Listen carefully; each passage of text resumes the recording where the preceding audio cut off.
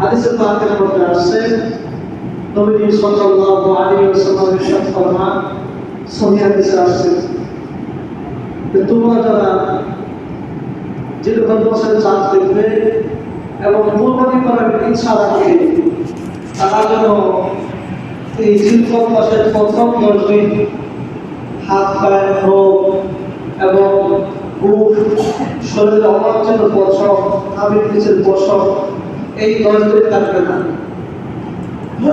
হাদিসের বর্ণনা হচ্ছে নবী সাল্লাল্লাহু আলাইহি ওয়াসাল্লাম যখন সাহাবায়ে-কেরামের সম্মুখে কুরবানির ফজিলত বর্ণনা করলেন, নবীজি বললেন যে কুরবানির ফজিলত হলো প্রত্যেকটা পশুর বিনিময়ে আল্লাহ তাআলা একটা করে নেকি দান করবেন, সুবহানাল্লাহ। এমনকি ছোট ছোট পশুর বিনিময়ে আল্লাহ তাআলা একটা করে নেকি দান করবেন। তখন সাহাবায়ে-কেরাম, দরিদ্র সাহাবা-কেরাম আফসোস করে বলেন, ইয়া রাসূলুল্লাহ সাল্লাল্লাহু আলাইহি ওয়াসাল্লাম, আমরা তারা কুরবানি করতে পারা সামর্থ্যবান নয়, তারা কি করে এই সওয়াবের অধিকারী হতে পারি?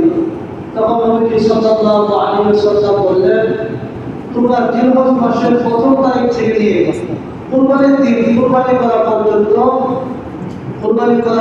আগ পর্যন্ত তোমাদের হাত পায়ের রোগ এবং শরীরের অবাঞ্ছিত পশম থাকবে না।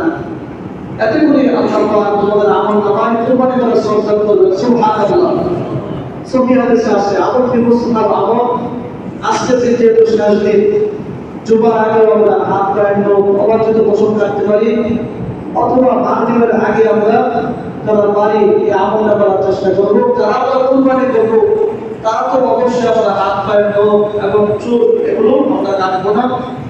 আর যারা কুরবানি করবো না, যদি আমরা কুরবানির সওয়াব পেতে চাই, তাহলে আমরা আগামী শুক্রবার সন্ধ্যার আগেই আমরা হাত পায়ের রোগ এবং শরীরের অবাঞ্ছিত পশম আমরা কেটে ফেলবো।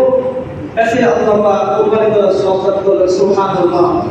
আল্লাহ পাক সবাইকে আমল করার তৌফিক দান করেন, আমিন।